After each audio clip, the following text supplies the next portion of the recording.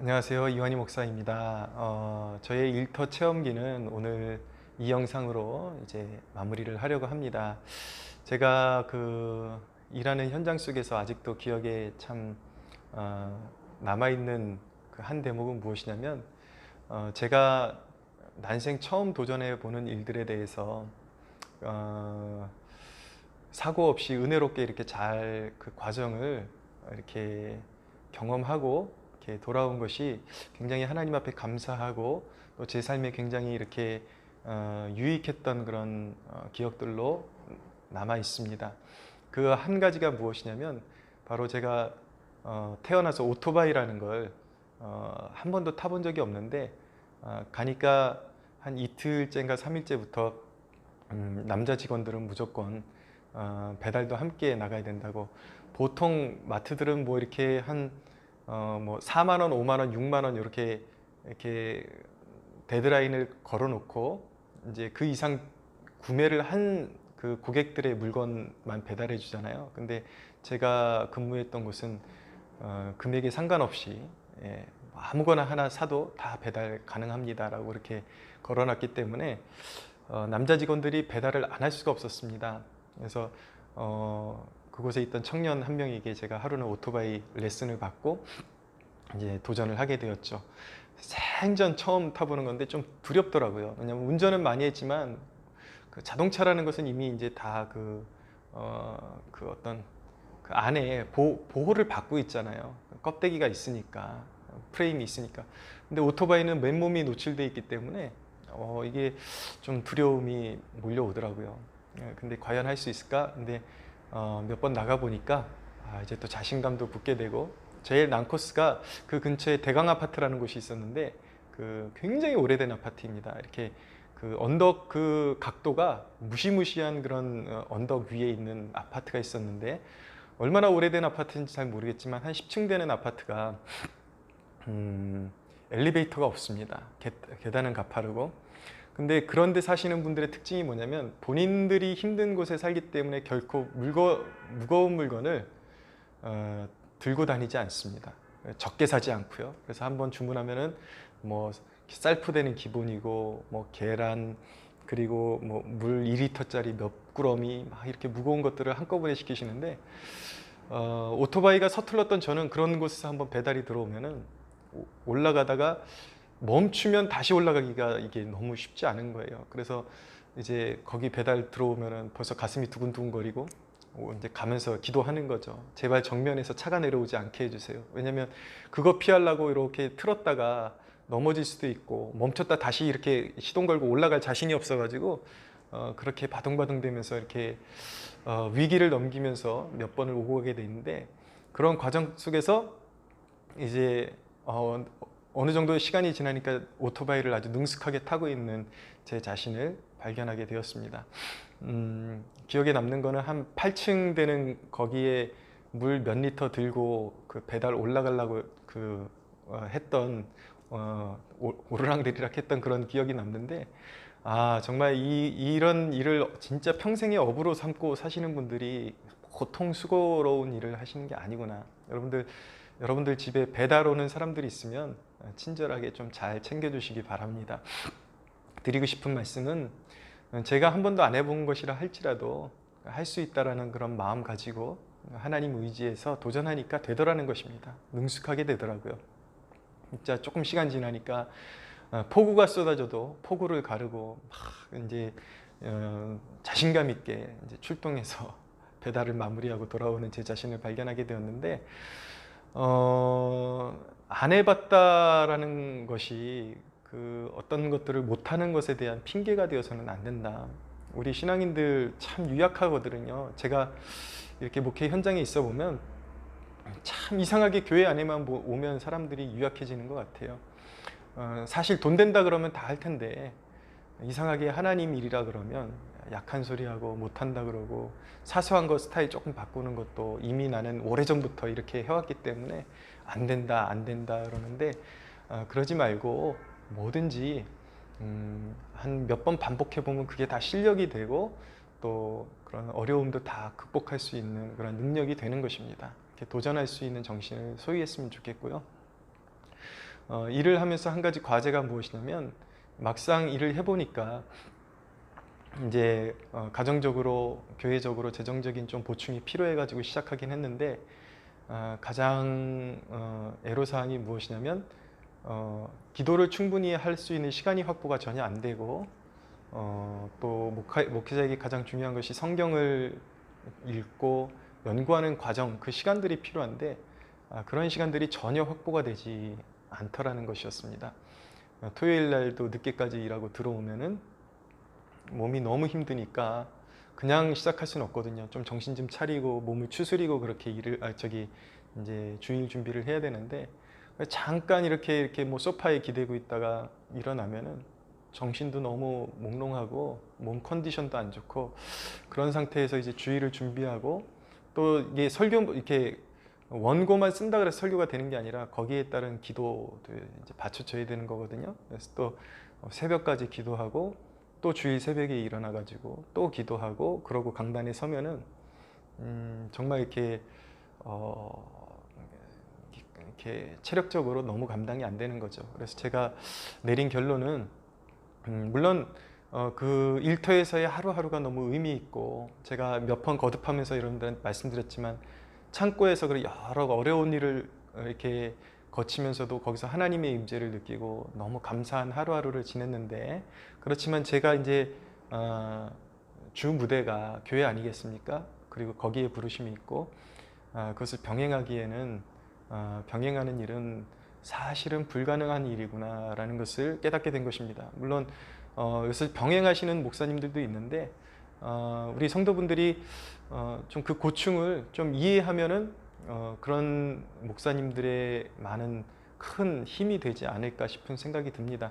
목회관을 어떻게 생각하느냐에 따라 조금 의견을 달리할 수도 있는데 제가 경험해 보니까 저는 그냥 목회가 사람 앞에서 설교할 수 있다고 해서 목회라고 생각이 들지 않거든요.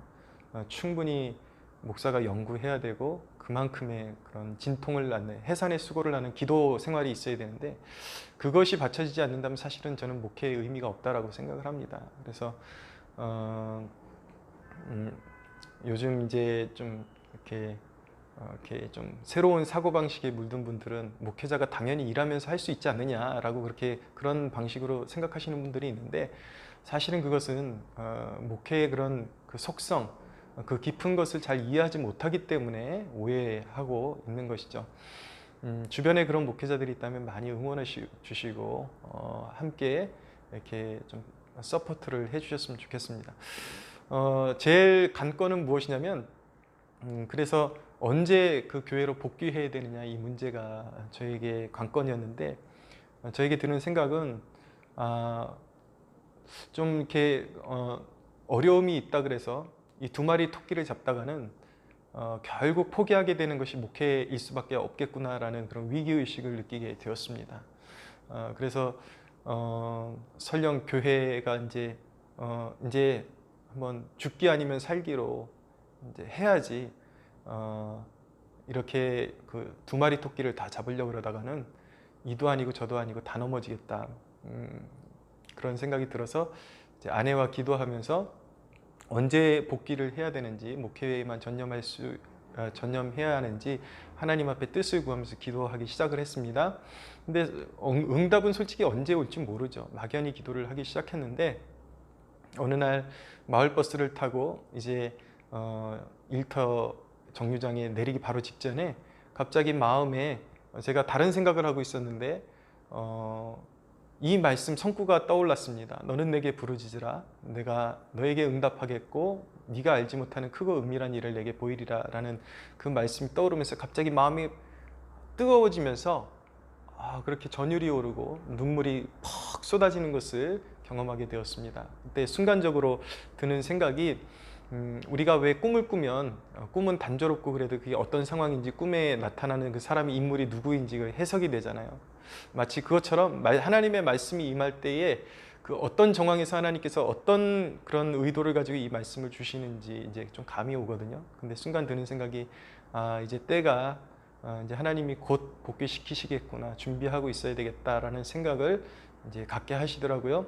근데 그날이었습니다. 그날이 미처 이제 다 가기도 전에 열심히 일을 하고 그날 점심을 먹고 그리고 이제 아내와 아침에 이런 일이 있었다, 이런 감동이 있었다. 그러니까 아내도 하나님이 이제 그럼 멀지 않았다라는 사인을 주시는 것 같다. 그러고서 그래 우리 좀 더 힘내자. 그러고 전화를 끊고 이제 그날 제가 그 점심 먹고 나서 항상 이렇게 성경을 목차대로 읽는 그런 코스가 있었습니다.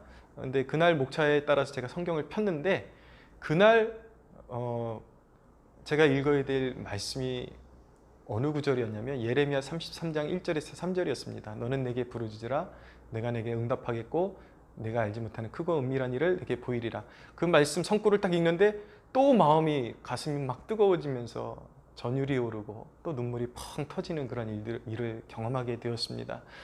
그래서 하나님께서 작정하신 일에 대해서 확증을 주시는구나라는 것을 깨닫게 되었죠. 그러면서 그 사건을 경험하면서 정말 하나님의 인도하심이 인자하심이 얼마나 신실한지에 대해서 다시 한번 경험하게 되었고 또 의심하는 내 마음을 하나님께서 이 연약한 심령을 아사 다시 재차 말씀하셔서 저에게 허락하신 그런 일들을 이렇게 알게 하시는 그런 정말 친절하시고 좋으신 아버지라는 것, 우리 하나님 아버지라는 것을 다시 한번 느끼게 되었습니다. 그래서 이제 아내와 상의해 가지고 언제까지 데드라인을 이제 긋고 사장님에게 말씀을 드리려고 했는데 이제 직장이 굉장히 바쁘고 일손이 부족하고 그런 상태였는데 또 우리 사장님이 욕을 굉장히 잘하시는 분이었거든요. 그래서 성깔도 굉장히 만만치 않고 무슨 말만 하면 그냥 막 이제 쏘아 붙이는 그런 스타일이었기 때문에 과연 잘 받아주실까? 이제 그런 염려 가운데 기도하면서 준비하고 어느 날 사장님을 뵙고 말씀을 드렸습니다. 근데 이게 웬일입니까? 진짜 하나님이 그 마음을 만져주신 것처럼 너무 온화하게 그러시더라고요. 목사님 하나님이 부르신다는데 내가 어떻게 잡습니까? 내가 하나님보다 높습니까? 그러면서 가셔야 되면 가셔야 되는 거죠. 그러면서 알겠다고 그러시더라고요. 그러고서 그 다음 날에는 또 그러면 직원으로 말고 아르바이트라도 하면 안 되겠냐고 저에게 그러시는데 하나님이 무언가 결단을 요구하실 때는 완전히 하나님께 올인해야지 인간적인 걱정으로 여기 한쪽 올려놓고 저쪽에 한 발 올려놓고 이런 거 하나님이 기뻐하시지 않는다고. 혹시라도 하나님이 다른 인도하심이 있으면 모를까 지금 상황으로서는 이제 기도의 자리, 목회의 자리로 온전히 복귀하라는 하나님의 사인인 것 같다라고 이렇게 말씀드렸더니 사장님이 이제 수긍을 하시고 이제 놓아 주었습니다. 이제 앞이 보이는 것은 없습니다. 그냥 이제 하나님께서 말씀하셨기 때문에 또 뭔가 다음 디딤돌을 놔주시고 길을 보여주실 것이라는 믿음 가지고 이렇게 이제 다시 기도의 자리로 복귀하게 되었습니다. 그러고 나서 이제 조금 또 염려가 되니까 며칠 후에 또 성경을 펴들고 읽는 중에 시편에 그런 말씀이 있습니다. 환난 날에 나를 부르라. 내가 너를 건지리니 내가 너를 영화롭게 하리라는 말씀에 이르게 되었는데 그 대목에서 또 제 가슴이 뜨거워지면서 눈물이 펑 쏟아지는 것을 경험하게 되었습니다.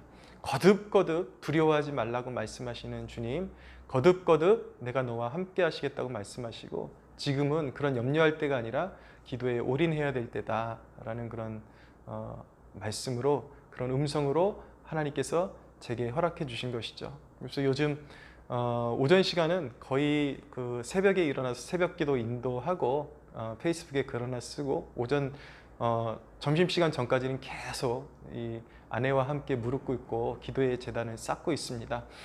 보이는 것 없지만 믿음으로 나아갑니다. 여러분 응원해 주십시오. 우리 성도들이 의식이 마치 어린 소녀들이 연예인 추종하고 쫓아다니듯이 큰 교회만 좋아하고 큰 교회 목회자, 유명한 목회자 그렇게 그런 것들만 추구하는 데서 머물러 있으면 한국교회의 미래는 없습니다. 여러분 지금도 얼마나 그 곳곳에서 이 복음의 사명 하나 붙들고 이 어두운 시대 가운데 복음의 사명 감당하겠다고 젊은 목회자들이 정말 생각보다 많이 일어나고 있다는 것을 소식을 듣게 됩니다. 근데 여러분, 생각보다 너무나도 많은 교회들이 그 민족 복음화와 세계 복음화의 비전을 한번 뿌리도 못 내려보고 꿈을 펼쳐보지도 못하고 현실적인 문제에 봉착해서 결국은 유산되어 버리는 그러한 교회들이 얼마나 많은지 모릅니다. 여러분, 미래에 하나님께 쓰임받을 교회는 그냥 막연한 믿음으로, 막연한 그냥 어떤 기대로 그런 교회로 성장하는 것이 아니라 그런 교회를 함께 지지해주고 그 고난에 함께 참여해주는 그런 성도들, 그리고 함께 응원해주고 중보해주는 그런 성도들, 어떤 그 교회가 정말 자립하고 궤도에 올라가기까지 주변에서 그리고 밑에서 받쳐주는 그런 성도들의 헌신과 그런 응원에 힘입어서 하나의 교회는 세워지게 되는 것입니다. 여러분, 여러분들 주위에 정말 복음적인 그런 순수한 열망을 가지고 일어나는 교회의 떡잎이 보인다 싶은 교회들이 있다면 물심으로 도와주십시오. 자립할 때까지 그 교회가 스스로 설 수 있을 때까지 계속해서 기도해 주시면서 도와주십시오. 그래서 저희 그루터기 교회를 비롯해서 주변에 있는 이 땅의 그런 영적인 어두움에 이 어두움 가운데서 정말 생명의 그런 열매를 맺고 꽃을 피우기를 원하는 교회들이 일어설 수 있도록 그렇게 응원해 주시고 힘이 되어 주시기를 간절히 부탁드립니다.